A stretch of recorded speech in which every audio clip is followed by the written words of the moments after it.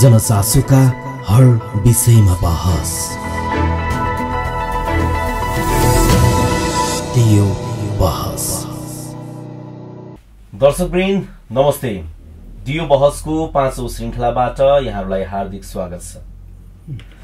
आजको बहसमा हामीसँग हुनुहुन्छ पूर्व सामान्य प्रशासन मन्त्री, हालका संघीय सांसद, नेकपा केन्द्रीय सदस्य तथा नेकपा सल्यान जिल्ला इन्चार्ज माननीय टेकबहादुर बस्नेत। दियो बहस। माननीयजी, यहाँलाई स्वागत छ दियो बहसमा। धन्यवाद। सन्चै आरामै हुनुहुन्छ? आराम छु। तपाईँ राजधानीबाट केही दिन अगाडि मात्रै सल्यान आउनुभयो। उसो त यहाँको आवत जावत चलि नै रहन्छ, होइन? यो कपुरकोट नजिकमा रहेको सल्यानको सिमानादेखि खौलासम्म यात्रा गर्दाखेरि जीर्ण जस्तै बनेको खाल्टा खुल्टी धेरै भएको बाटोमा यात्रा गर्दा कस्तो लाग्छ? सल्यान जिल्ला र रुकुम जिल्ला, दाङ जिल्ला र त्यहाँ अरू आसपासका धेरै नागरिकहरूले र हामी सबैले, जनताका प्रतिनिधिहरूले समेत यो बाटो आवत जावत गर्छौँ र यसमा पर्ने अब सबै खालका समस्याहरू हामीले बेहोरेका छौँ। अब यो बिचमा अहिले चाहिँ केही महामारी पनि भयो, बर्खा पनि यही बिचमा भयो, काम चलिरहेको थियो, विशेष मर्मतको काम भइरहेको थियो। सायद त्यो मर्मत भएको काम पनि यहाँहरूले पनि राम्रोसँग देख्नुहुन्छ होला, हामीले पनि देखेको कुरा हो।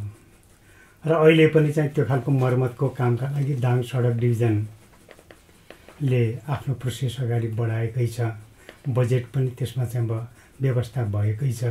त्यसैले अहिले हामीले चाहिँ जे खालको चाहिँ बेहोरेका छौँ समस्या, एउटा खालको चाहिँ खाल्डाखुल्डी अलिक कच्ची बाटोमा भन्दा यसमा आवत जावत गर्दाखेरि सबैलाई चाहिँ त्यो खालको अप्ठ्यारो परेकै छ। तपाईँहरूलाई पनि हामीलाई पनि परेकै छ, सबैलाई परेकै छ। र सल्यान जिल्लाको एउटा मेरुदण्डको रूपमा लगभग 100 किलोमिटर आसपासको चाहिँ यो राजमार्गबाट हिँडिराख्दाखेरि हाम्रा चाहिँ करिब चाहिँ 5-6वटा स्थानीय तह यसैमा पर्छन् फेरि। र एउटा खालको सौभाग्य अभाग्य पनि भन्नुपर्छ। र हामीले चाहिँ जनतालाई भेटघाट गर्ने, स्थानीय तहका सरकारहरूलाई भेटघाट गरेर जाने अवस्था पनि यही राजमार्गबाट भएको छ। तैपनि केही दुःखजिलोभरि अवश्य छ। त्यसो भएको हुनाले यसको काम अगाडि बढिरहेका हुनाले केही समयपछि यो दुःखजिलो काम, यो अप्ठ्यारो काम टर्ला भन्ने कुरा नजिकै देख्न सकिन्छ। मैले यो प्रसङ्गको किन उठान गरेँ भने धेरै व्यक्तिहरूले दाङ सल्यान जुन सडक छ यसको विषयमा कुरा उठाइरहनु भएको हुन्छ र हामीले सामाजिक सञ्जालमा यहाँलाई अतिथि बनाउँदैछौँ भनेर राख्दै गर्दा धेरै व्यक्तिले दाङ सल्यान बाटोकै विषयमा चासो बढिदिनु भयो। यो बाटोको लागि गत वर्ष सङ्घीय सरकारले छुट्याएको 49 करोड रुपियाँको काम हुन सकेन।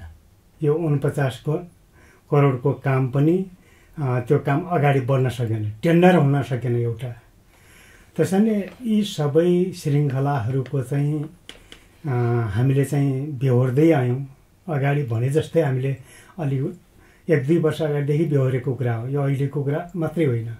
त्यसो भएको हुनाले अलिकति 49 करोडको काम हुँदैछ भन्ने सुन्दा जान्दा र सूचना पाउँदाखेरि सबै नागरिकहरू खुसी भएका थिए।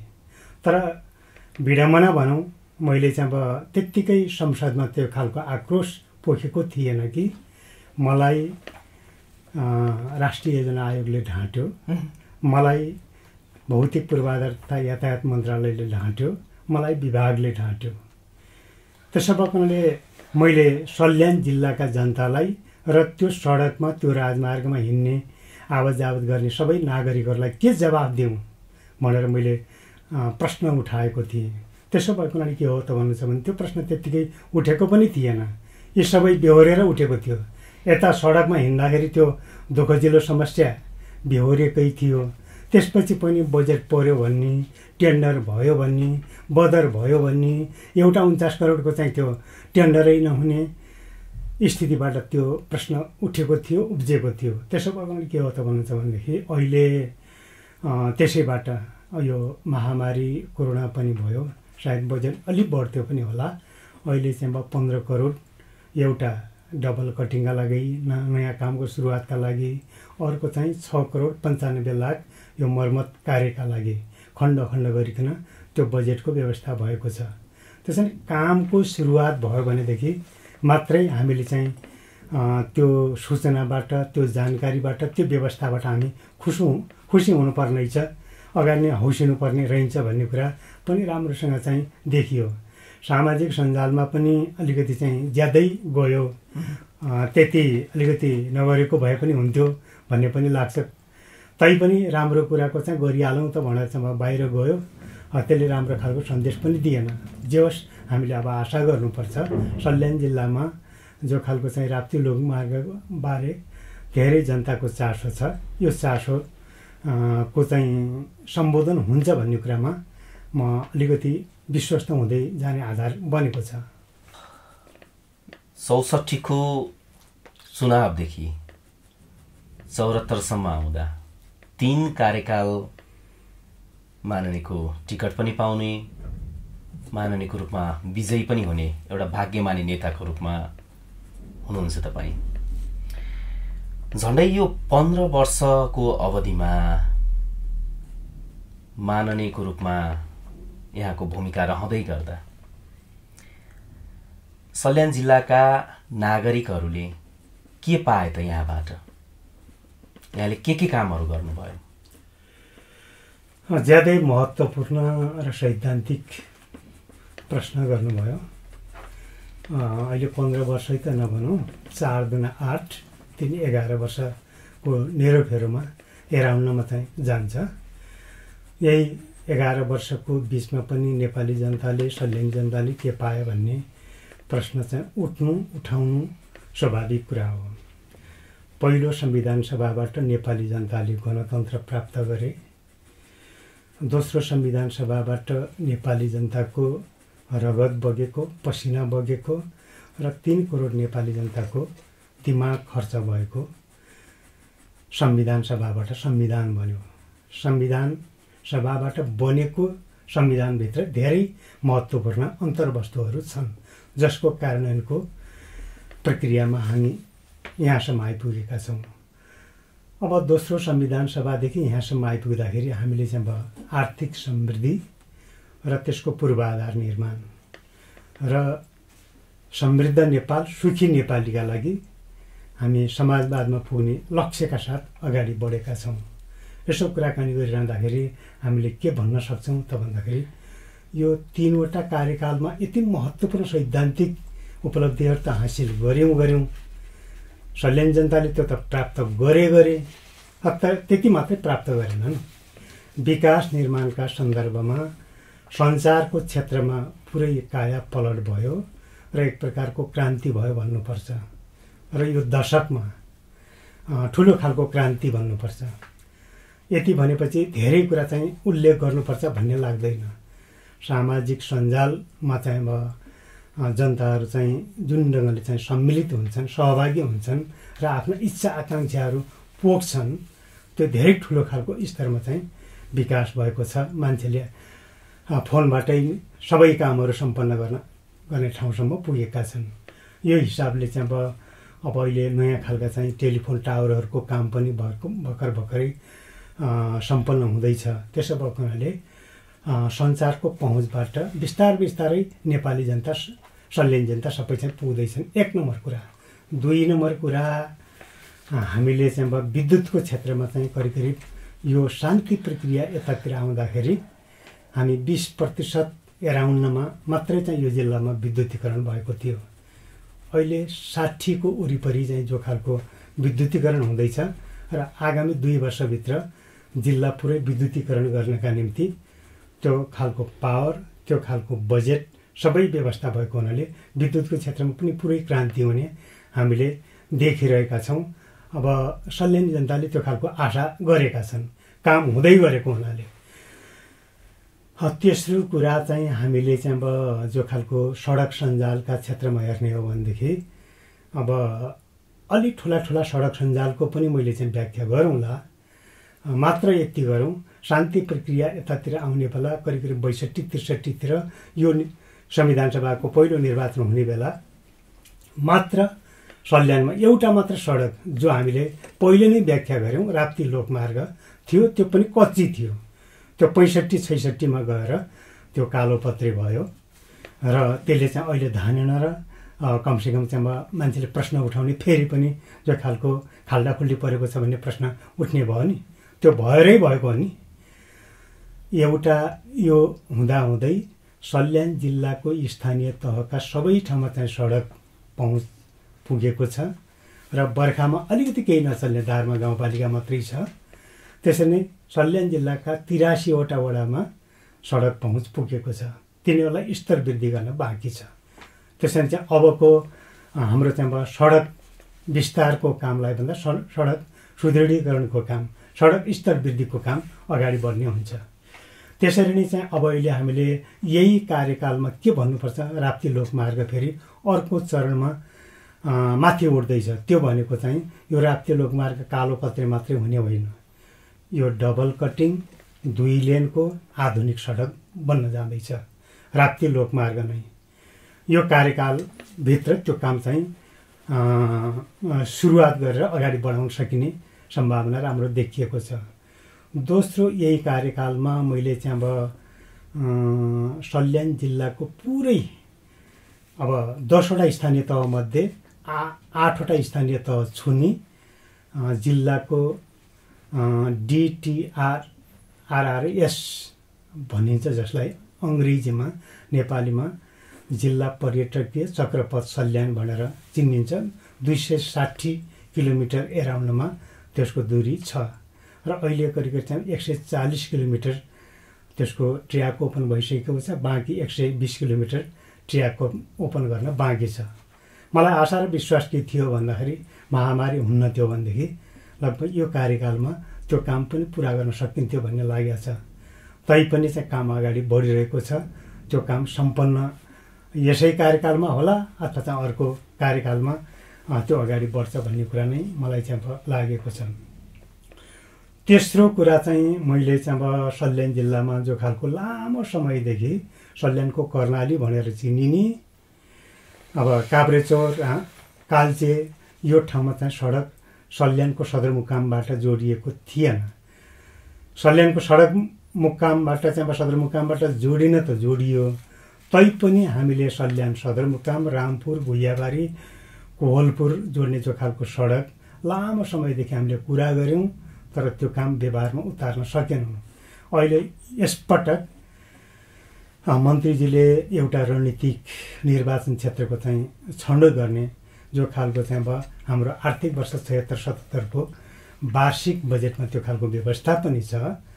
एउटा रणनीतिक सडक चाहिँ छनौट गर्ने भन्ने भइसकेपछि सल्यान खलङ्गाबाट मार्के, रामपुर, भुइयाबारी, कोहलपुर जोड्ने सडकका लागि लगभग अब अहिले टुङ्गो लागिसकेको छैन मात्रै, त्यो भौतिक पूर्वाधार तथा यातायात मन्त्रालयले त्यो निर्णय गरेर अगाडि बढाएको करिब 60 करोड रकम विनियोजन गर्ने प्रावधानका साथ एउटा कार्यदलले काम अगाडि बढाउँदैछ र त्यसबाट यो आर्थिक वर्षमा डिपिआर भई टेन्डर प्रक्रिया अगाडि बढी त्यसपछि कामको सुरुवात हुने र आधुनिक सडक हामीले सल्यानबाट सिधै चाहिँ कोहलपुर यता दाङबाट घुमेर जाँदाखेरि 100 किलोमिटरभन्दा बढी नै हुन्छ। यताबाट करिब 70 देखि 80 किलोमिटरको दूरीमा हामी छिट्टै पुग्ने खालको द्रुत मार्ग बन्न जाने खालको यो तेस्रो कुरा हो। चौथो कुरा, सल्यानमा कुनै पनि राष्ट्रिय राजमार्गले छुँदैनन्, अहिलेसम्म छोएका छैनन्। यो सिलसिलामा चाहिँ हामीले मदन भण्डारी लोकमार्ग सल्यान जिल्लाको करिब चाहिँ अब पहिले कालीमाटी हुँदै एउटा खालको चाहिँ सानो भूभाग चिरेर जाँदै थियो। अब ठुलो भूभाग पिउठान, रोल्पा, सल्यान हुँदै सल्यानको कुन ठाउँ हुँदै जाँदैछ? सल्यानको चाहिँ बाक्सर र यता चाहिँ श्रीनगर तिर चाहिँ अब सदरमुकाम छाएर लैजाने र सल्यानको पर्यटकीय मुकाम कुप्पिन्ने तालबाट अगाडि बढ्ने गरिकन त्यसपछि त्यहाँबाट बालुवा सङ्ग्रही अनि त्यसपछि उता बोटेचौर सुर्खेतबाट अगाडि बढाउने गरिकन यसको लगभग चाहिँ मोटामोटी चाहिँ सम्भाव्यता अध्ययन भएको छ। तैपनि यसलाई अन्तिम रूप दिन बाँकी छ। तर यति राष्ट्रिय राजमार्ग यस्तो बन्न गयो भनेदेखि सल्यानको एउटा खालको सडक क्षेत्रमा ठुलो सभ्यताको विकास हुन्छ भनेपछि र एउटा खालको महत्त्वपूर्ण चाहिँ अब राष्ट्रिय गौरवको आयोजनाले छुन्यो भयो भनेदेखि सल्यानी जनताहरूले पनि एउटा खालको गौरव गर्ने ठाउँ यो कार्यकालमा हामीले प्राप्त गर्न सक्छौँ भनेपछि सल्यानी जनताले धेरै चिजहरू प्राप्त गर्दै गएको अवस्था देख्न सकिन्छ। जस्तो यहाँ त सामान्य प्रशासन मन्त्रीको रूपमा पनि जिम्मेवारी वहन गर्नुभयो छोटो समयका लागि भए पनि। यहाँलाई एउटा जिल्लावासीले के भन्ने गर्छन् भने जिल्लाका धेरै व्यक्तिहरूले मन्त्री हुँदा पनि जिल्लाको लागि खासै त्यस्तो केही गर्न सक्नु भएन भन्ने खालको कुराहरू उठ्ने गर्छन्। मैले नगरेको जिल्लाका लागि चाहिँ त्यति छोटो अवधिमा गर्न सक्ने अवस्था पनि हुन्न। त्यो एक नम्बर कुरा। दुई नम्बर कुरा नेपाल सरकारको मन्त्री भइसकेपछि जिल्लाका लागि मात्रै केही गर्नुपर्छ भन्ने कुरा पनि म त्यो मान्यता राख्दिनँ। मैले यति मात्रै मान्यता राख्दछु 84 दिन मैले गनेको पनि छु। त्यति छोटो अवधिमा मैले आफूलाई आफ्नो कार्यकाल सुखद रहेको आफ्नो कार्यकाल उपलब्धिमूलक रहेको ठान्दछु। जस्तो गत चुनावमा जुन खालका यहाँहरूको गठबन्धन थियो वाम गठबन्धनले गरेका प्रतिबद्धताहरू कति पुरा भए त? ज्यादै महत्त्वपूर्ण प्रश्न उठाउनु भयो। अब निर्वाचन घोषणा पत्र प्रतिबद्धता पत्र त्यो खालको अलिकति बेला बेलामा चाहिँ सम्झाइराख्ने काम पनि धेरै राम्रो काम हो भन्ने लाग्छ। चाहे त्यो जनस्तरबाट होस् चाहे यो खालको मिडियाको माध्यमबाट होस् यसका निम्ति पनि मैले विशेष धन्यवाद दिन चाहन्छु। एकचोटि चाहिँ फेरि पल्टाएर हेर्नु पनि पर्छ। तर हामीले चाहिँ अब गरेका केही कुराहरू बाँकी पनि छन्, केही ठाउँमा पुग्न पनि बाँकी छ। मलाई अस्ति मात्रै चाहिँ एउटा खालको चाहिँ अब सम्झना आयो, यहाँले सम्झाउनु भयो। म बागचौर नगरपालिकाको 9 नम्बर वडामा गएँ। त्यो 9 नम्बर वडामा चाहिँ ज्यादै 9 नम्बर वडाको कर्णाली भनेर चिन्छन् त्यहाँका साथीहरूले। त्यो 4 परिलेख भन्ने ठाउँमा त्यहाँ सडक पुगेको छैन। विद्युत करिब पुग्ने ठाउँमा चाहिँ पुगेको छ, अझै पुगिसकेको छैन। सञ्चार भर्खर त्यो मखलामको लेकमा बन्दैछ। त्यो स्थानीय तहले आफ्नो जिम्मेदारी पुरा गरेको छ। तर चाहिँ अब नेपाल टेलिकम अफिस केन्द्रीय चाहिँ विभागले त्यो कुरा पुरा गरिसकेको छैन। मैले त्यसका लागि ताकेता गरेको छु।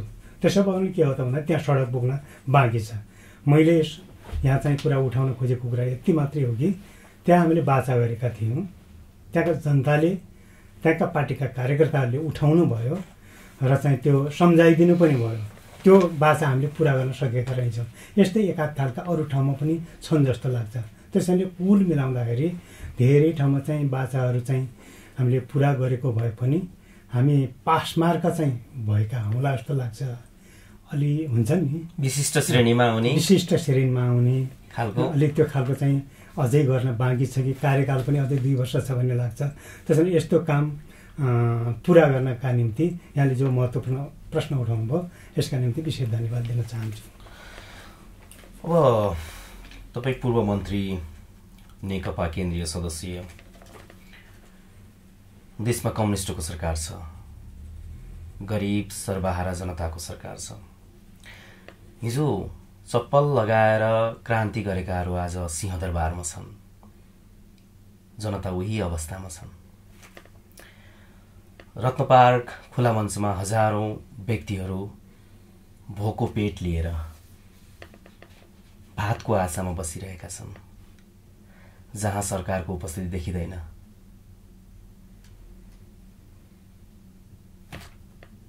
यी काम क्रियाकलापहरूबाट गरिब जनताहरू वास्तवमै सरकारसँग खुसी छन् त? के लाग्छ तपाईँलाई? सबै जनताहरू चाहिँ खुसी छन् भन्ने पक्षमा म पनि छैन। मैले यो ठाउँमा बसिरहँदा उभिरहँदा र यहाँले प्रश्न सोधिरहँदा मैले चाहिँ अब जवाब सरकारप्रति जिम्मेदार भएर चाहिँ राख्दाखेरि पनि मलाई पनि चाहिँ त्यति सन्तुष्टि नहोला। मैले चाहिँ अब सबै ठाउँमा चाहिँ चित्त बुझेको छ भन्ने पनि लाग्दैन। त्यसो भने तैपनि कुराकानी के हो त भन्नुहुन्छ भने राजनीतिमा र राज्य सत्तामा पहिलो काम राज्यको उपरी तहमा उपरी संरचनामा विकास गर्ने, जसलाई मैले अघि व्याख्या गरेँ लामो जो खालको चाहिँ श्रृङ्खलाको। यो कुरा चाहिँ हिजोको चाहिँ बहुदल कालमा भन्नुहोस्, निर्दल कालमा एकदलीय पञ्चायत व्यवस्थाको कालमा त्यो त हुन सकेका थिएन नि। त्यसैले यो छोटो कार्यकालमा अघिल्ला 50 वर्षभन्दा यो 10 वर्षमा धेरै ठुलो खालको उथलपुथलको काम भयो, विकासको काम भयो। तर यो विकासको कामबाट सबै जनताहरू खुसी छन् भन्ने मलाई लाग्दैन। किनकि चाहिँ अब आधार तहमा जो खालको जनताको जीवनस्तर उठाउने ठाउँमा हाम्रो कदम अगाडि बढिसकेका छैन। तर अहिले उपरि संरचना बनाउने काम मात्रै गऱ्यौँ। हामीले संविधान सभाबाट संविधान बनाउनु, 3 तहका सरकार बनाउनु, संविधानको कार्यान्वयन गर्नु र यो चाहिँ 3 तहका सरकारहरूको चाहिँ निर्माण गरेर अगाडि बढाउनु नै यो खालको उपरि संरचनाको काम हुँदै गएको छ। त्यसले अलिकति थोरै जग हाल्न खोजे पनि पुरै जग बसि नसकेका हुनाले जनताको जीवनस्तर उठिसकेका छैन। जनताको जीवनस्तर नउठ्दासम्म त उनले आफ्नो खालको यो सरकारप्रतिको भएका कामप्रति सन्तुष्टि लिने कुरा पनि भएन। त्यसैले मैले यहाँले सोधे जस्तै 100% मात्रै होइन, पासमार्क सन्तुष्टि पनि भएको छ भन्ने मलाई लाग्दैन। पासमार्क सन्तुष्टि दिनका निम्ति हामी आफै पनि सन्तुष्ट हुनुपर्छ। म सन्तुष्ट हुनु पर्यो नि, मैले जवाब दिन सक्नु पर्यो नि। त्यसैले त्यो ठाउँमा पुगिसकेका छैन। यति मात्रै भन्न सक्छु कि त्यसको मतलब चाहिँ कुनै काम भएन, शून्य अवस्थामा रह्यो त। तर हामी चाहिँ शून्य अवस्थामा रहेनौँ। त्यो भनेको उपरि संरचनाका कामहरू, त्यो चाहिँ पूर्वाधार निर्माण गर्ने कामहरू त हामीले गर्दै रह्यौँ। त्यो पूर्वाधार निर्माण गर्ने कामबाट जनताको छाप बास र यहाँले चाहिँ भने जस्तै सडकमा जनताहरूको सबैको चाहिँ चाहना, आकाङ्क्षा र आवश्यकता पूर्ति भएन। जस्तो तत्कालीन एमाले, तत्कालीन माओवादी एउटा फरक ध्रुवहरू, आज ती ध्रुवहरू एउटै ध्रुव बनेका छन्, एउटै बनेका छन्। यो कस्तो हुँदो रहेछ एउटै हुँदाखेरि? एउटै अझै यहाँले त भए त भन्नुभयो, मलाई लाग्दैन अहिले चाहिँ एउटै भएको। अझै भइसकेका छैन, भइसकेका छैन। पार्टी एकीकरणकै काम तल पुगिसकेका छैन। म चाहिँ अस्ति एउटा गाउँमा गएँ। एकजना 74 वर्षका चाहिँ बुढाबाले मलाई चाहिँ भन्नुभयो 2075 साल जेठ 3 गते अब नेपाल कम्युनिस्ट पार्टीका 2 शक्तिशाली धारहरू एक ठाउँमा आइपुगे र त्यो एकताको घोषणा भयो। हर्षको सीमा रहेन। म हर्ष विभोर भएँ, खुसीले गदगद भएँ। तर त्यो खुसी कता हरायो बाबु, यो 2 वर्ष भइसक्यो, यहाँ आइपुगेन बाबु भन्नुभयो। मार्क्सवाद कहाँ बोल्छ भन्ने कुरा हुन्छ कि मार्क्सवाद कति सरल ढङ्गले कसरी बोल्छ भन्ने कुरा हो नि। यो चाहिँ कुरा जनताको मुखारबिन्दबाट मुखरित हुने कुरा। त्यसो भएको के हो त भन्दाखेरि तल एकीकरणको काम तल अहिलेसम्म पुग्न नसक्नु, अनि त्यसपछि बेला बेलामा जो खालको सरकार र पार्टीका बिचमा, 2टा अध्यक्षका बिचमा जो खालको समस्याहरू देखा पर्छन् नि, पार्टीले बनाएको विधान, विधि, नियमावली, प्रतिवेदनबाट तलसम्म त्यो एकताको प्रक्रिया लैजाने प्रक्रिया हो भने एकताको काम भनेको यहाँले भने जस्तै मार्क्सवादी भाषामा, मार्क्सवादी शब्दमा, त्यो चाहिँ भावनामा एकता, चाहनामा एकता, लक्ष्यमा एकता, हाम्रा सोचाइहरूमा एकता, हाम्रा वस्तु र घटनाक्रमहरूलाई एउटै तरिकाले बुझ्ने एउटा खालको चाहिँ नाम हो त्यो एकता। चाहिँ अहिले चाहिँ अब बेला बेलामा खैला बेला देखा परिन्छ नि, स्थायी समितिको बैठक 3-3 महिना गुज्रियो, अनि बैठकहरू चाहिँ अब बस्न नसक्ने, बैठक बसेपछि निर्णय लिन नसक्ने, निर्णय लिइसकेपछि कार्यान्वयन गर्न सक्ने अवस्था त देखिया छ नि। यो कारण के हो? यहाँले भने जस्तै अब एक भयो भन्नुभयो, मैले अलिकति यसमा असहमति जस्तो जारी गरेँ नि, त्यसैले अलिकति एक भइसक्यो, अझै मन मिलिसकेको छैन। तर एकता भनेको मन मिलाउने कुरा, चाहना मिलाउने कुरा हो, भावना मिलाउने कुरा हो। त्यसैले यो मन मिलाउनका निम्ति त हामीले कम्युनिस्ट पार्टीमा बैठक बस्ने, बैठक बसिएपछि निर्णय गर्ने, निर्णय गरिसकेपछि के गर्ने? कार्यान्वयन गर्ने हो नि। कार्यान्वयन गरिसकेपछि राम्रो अथवा नराम्रो त परिणाम त निक्लिन्छ नि। कार्यान्वयन नगरेपछि परिणाम के निक्लिने? केमा समीक्षा गर्ने, केमा चाहिँ छलफल गर्ने, केमा मूल्याङ्कन गर्ने, केमा संश्लेषण गर्ने समस्या हुन्छ नि। त्यसैले कम्युनिस्ट पार्टी जस्तो भइसकेको छैन। हामी अलिकति यतागदा चाहिँ प्रश्न चाहिँ मलाई धेरै खदिलो जस्तो पनि लाग्यो। विशुद्ध चाहिँ नेपाली काङ्ग्रेससँग चुनावमा लड्ने प्रतिस्पर्धी पार्टी जस्तो मात्रै हुँदैछौँ कि? त्यो प्रतिस्पर्धी जस्तो पार्टी हुँदैछौँ भने माफ गर्नु होला, हामी चाहिँ चुनाव जित्दैनौँ। हामी कम्युनिस्ट पार्टी जस्तो बनाउन सक्यौँ भनेदेखि के हुन सक्ला त? त्यो बिचमा आउने चुनाव त चाहिँ भइपरि आउने जस्तो काममा जान्छ, त्यो चुनाव जित्न सकिन्छ काङ्ग्रेसलाई, अरू पार्टीहरूलाई। त्यसैले यसको दृष्टिकोण तालमेल त चुनावी अवस्थामै भयो नि। तपाईँहरूको गठबन्धन त एउटा पार्टी एकताको प्रक्रियादेखि लिएर ठिक कुरा हो कि अब गठबन्धन पनि टाइममा भयो, पार्टी एकता पनि टाइममा भयो। तर यसलाई चाहिँ तलसम्म लैजाने कुराहरूमा जुन खालको लक्ष्यप्रतिको प्रतिबद्धता, लक्ष्यप्रतिको निष्ठा हाम्रो कतै चाहिँ अब गुम्न थालेको त छैन कि डगमगाउन थालेको छ कि भन्ने कुरा त जनताले चाहिँ सोध्छन् नि, कार्यकर्ताले सोध्छन् नि। त्यसो भएकोले के हो त भन्दाखेरि हामी विशुद्ध चाहिँ काङ्ग्रेससँग प्रतिस्पर्धा गर्ने पार्टी कम्युनिस्ट पार्टी होइन। हामी काङ्ग्रेससँग प्रतिस्पर्धा छैन, प्रतिस्पर्धा छैन। अहिले कम्युनिस्ट पार्टी जस्तो हामीले बनाउन सक्यौँ, बनाउनतिर चाहिँ लाग्यौँ भनेदेखि त्योसँग प्रतिस्पर्धै हुँदैन नि। तपाईँको प्रतिस्पर्धा कोसँग हुन्छ त? हाम्रो प्रतिस्पर्धा नयाँ विचार निर्माण गर्ने, लक्ष्य निर्माण गर्ने, त्योसँग प्रतिस्पर्धा खोज्यौँ भनेदेखि त्यो त बाटोमा भेटिने एउटा खालको चाहिँ अब बटुवा जस्तो बन्न जान्छ कि। त्यसो भएकोले के हो त भने हामी लक्ष्यप्रति हिँड्न सक्नु पऱ्यो नि, अगाडि बढ्नु पऱ्यो। त्यो खालको चाहिँ बाटो, राजमार्ग चाहिँ क्लियर हुनु पऱ्यो, रास्ता क्लियर हुनु पऱ्यो।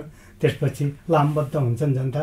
त्यसपछि बाटोमा आइपुग्ने त चाहिँ को आइपुग्छ, को प्रतिस्पर्धी हो, को के हो भन्ने कुरा हिसाब किताब हुँदैन नि। त्यसो भए अब फेरि पनि जनताले तपाईँहरूलाई 2/3 मत दिएर जिताउँछन्। यसका लागि मैले यहाँलाई कति बुझाउन सकेँ, मेरा चाहिँ अब दर्शक अथवा चाहिँ श्रोताहरूलाई कति बुझाउन सकेँ मैले। पार्टी कम्युनिस्ट पार्टी जस्तो बनाउन सकियो भनेदेखि हामी 2/3 को प्रश्न हुँदैन यसमा। 2/3 को प्रश्न यो अलि संसदीय व्यवस्थामा यस्तो खालको चल्ने गर्दो रहेछ क्या। 2/3, 3/3, 4/3 के गणितको हिसाब बढी हुँदो रहेछ क्या। गणितको हिसाब गर्दैन कम्युनिस्ट पार्टीले। कम्युनिस्ट जस्तो बन्न समय कति लाग्ला त? त्यसो भए समयले गर्ने होइन, त्यो खालको आफ्नो नेतृत्व तहमा चाहिँ बसेका नेतृत्व पङ्क्तिले त्यो इच्छा शक्ति देखाउन सक्यो भनेदेखि 70 वर्ष त घुम्यो त के अरे चाहिँ अब गयो त के अरे नेपालको कम्युनिस्ट आन्दोलनमा। यो एकता हुनका लागि चाहिँ कुनै समयले चाहिँ गरेको हो र? काम गर्दै जाँदाखेरि त्यो खालको सिलसिला मिल्दै आयो, त्यसपछि गठबन्धन भयो, अनि त्यसपछि आवश्यकता के ठाउँमा आइपुग्यो, एकता गर्नुपर्छ है भन्ने खालको नेपाली जनताको चाहनाले जित्यो। र त्यो खालको इच्छा शक्ति पनि एक ठाउँमा आइसकेपछि त्यसको लगन गाँठो एकदम यहाँले भन्नुभयो नि 3 पटक जित्ने चाहिँ भाग्यमानी भन्नुभयो। भाग्यवादमा चाहिँ विश्वास गर्ने पार्टी होइन हाम्रो। म विश्वास गर्दिनँ। तर कामका सिलसिलाहरू गर्दै जाँदाखेरि निरन्तरतामा लगनशीलताको र निरन्तरताको त्यो प्रतिफल हो भन्ने ठान्दछु। जुन मानिसले त्यो खालको चाहिँ निरन्तरमा आफ्नो खालको अब लगानीलाई, श्रमलाई त्यो खालको निरन्तरमा चाहिँ अगाडि बढ्न सक्यो, भविष्य देख्यो, त्यसले चाहिँ आफूलाई अरूको भाषामा आध्यात्मवादमा त्यसलाई चाहिँ भाग्यवाद पनि भन्छन्, भाग्यमानी पनि भन्छन्। त्यसैले चाहिँ के हो त भन्नुहुन्छ भने कम्युनिस्ट पार्टीमा पनि त्यो खालको यति वर्षमा भइहाल्ने र भइहाल्छ भने मैले ठोकुवा गर्न सक्दिनँ हेर्नुहोस्। त्यसैले त्यो अभियानमा पनि हामी लागिरहेका छौँ। कम्युनिस्ट पार्टी बनाउन सकिन्छ भन्ने कुरामाभरि म अलिकति विश्वस्त हुँदै अगाडि बढेको छु। जस्तो मान्यज्यू तपाईँ जिल्लाको पार्टीको इन्चार्ज पनि, बाहिर सुन्ने गरिन्छ यो नेकपाभित्र पनि दुई खेमा छ भन्ने खालको कुराहरू सुनिन्छ। के हो यो कुरा खासमा? मैले यो कुराको जवाफ अगाडि नै दिइसकेँ कि वस्तु र घटनाक्रमहरूलाई एउटै रूपमा बुझ्ने एउटै दृष्टिकोण, विश्व दृष्टिकोण, कम्युनिस्टको विश्व दृष्टिकोण त्यो निर्माण भइसकेको छैन। त्यसो भए मैले यहाँ दुईवटा मात्रै चाहिँ देख्नुभयो तपाईँहरूले, पात्रमा देख्नुहुन्छ भनेदेखि तपाईँहरूको त्यो पनि दृष्टि दोष हो कि? त्यसमा चाहिँ यहाँ दुईवटा मात्रै छैनन्, नहुन सक्छन्, बढी पनि हुन सक्छन् धारहरू। त्यसो भए मैले अहिले चाहिँ मलाई यो कुरालाई चाहिँ सरल ढङ्गले बुझाउँ।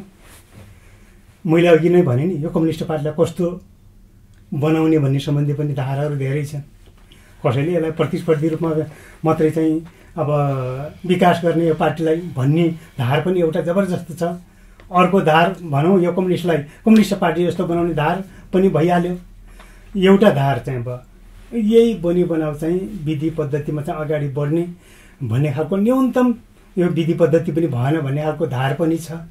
त्यसैले चाहिँ अब अलिकति हाम्रो धारका हिसाबले एउटा अलिकति चाहिँ अब यथास्थितिमै जस्तो देखिन्छ, एउटा अलिकति अगाडि बढ्न खोज्ने खालको चाहिँ देखिन्छ। अगाडि बढ्न खोज्नेले चाहिँ अब खोज्नेलाई यथास्थिति तान्न खोज्दछ जबरजस्त रूपमा। क्या यहाँले चाहिँ साथ देख्नुहुन्छ होला जिल्लामा चाहिँ पात्रका रूपमा हिसाब किताब गर्नुभयो भने तपाईँहरूको चाहिँ अब त्यो हिसाब किताब फेल हिसाब किताब हुन्छ। धारका रूपमा, दृष्टिकोणका रूपमा अथवा चाहिँ त्यो खालको पहलकदमी र त्यो खालका कार्यशैलीको रूपमा त्यो खालका विचारलाई अगाडि बढाउने सम्बन्धमा चाहिँ हामीले मान्छेका चाहिँ बुझाइहरूलाई बुझ्यौँ भने ठिक ठाउँमा जान्छ जस्तो लाग्छ। त्यसो भने चाहिँ धाराहरू चाहिँ अब दुईवटा मात्रै छन् भन्ने कुरा मात्रै होइन, धार दुईवटा तिनवटा पनि हुन सक्छन्, चारवटा पनि हुन सक्छन्। हाम्रो चाहिँ लक्ष्यभरि के हुन्छ त, एउटै धार कम्युनिस्ट पार्टीको शक्तिशाली धार बनाउने भनेर लागि हो। त्यसो भएपछि चाहिँ अब हामीले भन्यौँ नि एउटा पुँजीवादी धार छ, त्यो नेपाली काङ्ग्रेसले नेतृत्व गर्न सक्यो भने त्यो धार एका ढङ्गले जान्छ। अर्को धार जान्छ कम्युनिस्टको चाहिँ धार, जो सर्वहारा वर्गको, श्रमजीवी वर्गको हित गर्नका निम्ति अगाडि बढ्ने धार। यो धारलाई हामीले चाहिँ मजबुत बनाउनु छ, सुदृढ बनाउनु छ। यो अभियानमा हामी अगाडि बढेका छौँ। मानेज्यू तपाईँलाई केही प्रश्नहरू रहेका छन्, म ती प्रश्नहरू राखेँ। ऋषिराज ओलीले लेख्नुहुन्छ आगामी चुनावमा युवा पुस्तालाई हस्तान्तरण गर्नुहुन्छ कि हुन्न भनेर लेख्नु भएको छ। तपाईँबाट सल्यानले के परिवर्तन महसुस गरी यो कुरा त अगाडि आइसकेका छ, आगामी चुनावमा युवा पुस्तालाई हस्तान्तरण गर्नुहुन्छ कि गर्नुहुन्न भन्ने प्रश्न। युवा भनेको के हो यसको परिभाषा नै अझै प्रष्ट भइसकेका छैन। युवा भनेको के हो? हाम्रो युद्धकालमा चाहिँ हिजो हतियार उठायौँ हामीले। हतियार उठाउने बेला चाहिँ के प्रश्न उठ्थ्यो त भन्दाखेरि युवाहरूले चाहिँ उठाउँछन्, तन्नेरीहरूले उठाउँछन्, साहसी हुन्छन् भन्ने थियो। तर चाहिँ युद्धकालमा चाहिँ हामीले भोगेको चिज कस्तो थियो भन्नु छ भने कतिपय 60 वर्षका बुढाले पनि चाहिँ बन्दुक बोक्नुहुन्थ्यो, बन्दुक उठाउनुहुन्थ्यो, त्यो साहस थियो। कतिपय 20 वर्षको 25 वर्षको युवाले पनि त्यो हतियार उठाउन अलि डर मान्थ्यो।